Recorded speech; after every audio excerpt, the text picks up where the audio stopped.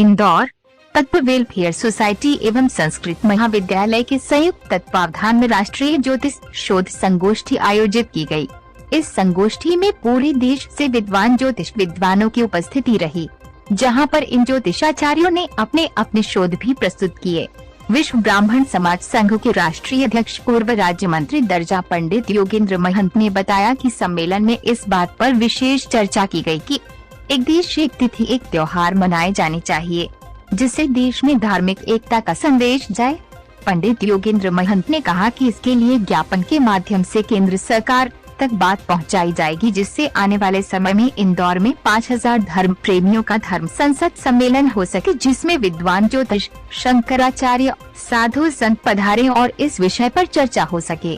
कार्यक्रम का शुभारंभ सुबह दीप प्रज्वलित कर किया गया, जो कि शाम तक अनवरत चलता रहा। इंदौर से संदीप सोनी की रिपोर्ट।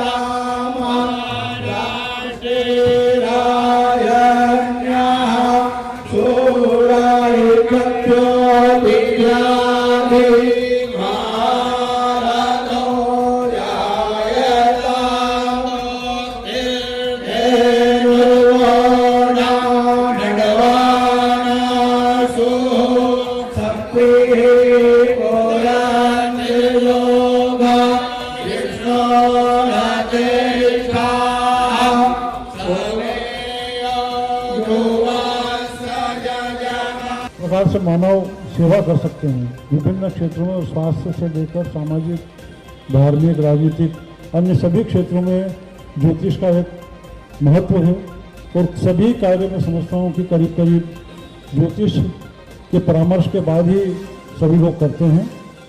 मैं आप सबकी इस उपस्थिति को सम्मान देते हुए और जो एक हमारा बड़ा ही विचित्र बात है कि हमारे देश में एक ही त्यौहार दो दिन बनते हैं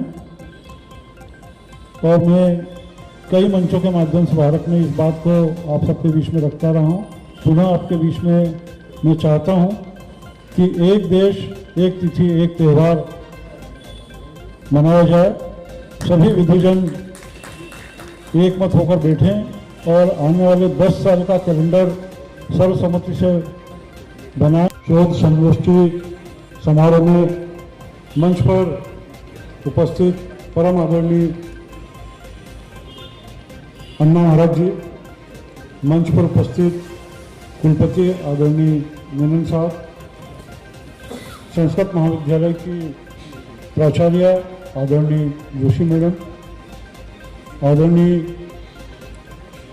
रामचंद्र शर्मा वैदिक जी, आदरणीय देवेंद्र शास्त्री जी, आदरणीय पवन शर्मा जी,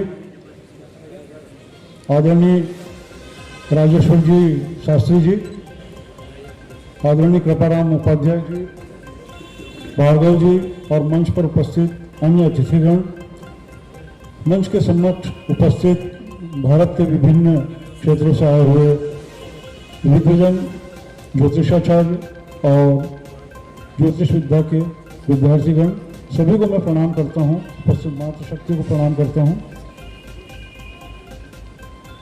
जैसा कि संस्कृत महाविद्यालय के साथ में इस राष्ट्रीय शोध संगोष्ठी का जो आयोजन किया गया है, इसमें आप सभी अपने अपने शोध पत्र के साथ में अपने अनुभवों का यहाँ पर आदान प्रदान करेंगे।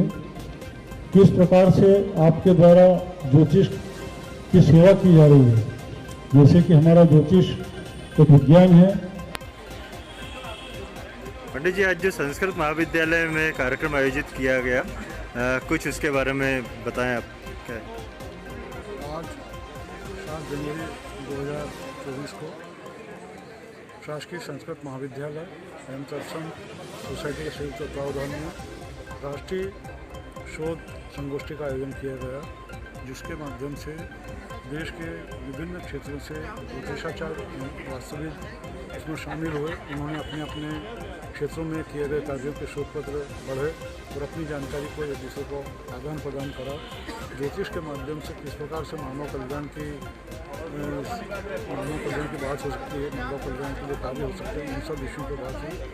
एक पूरे सम्मेलन में एक मांग जो मैं हर बार विभिन्न क्षेत्रों में देश के सम्मेलन में उठाता हूँ कि एक देश एक तिथि एक त्यौहार होना चाहिए।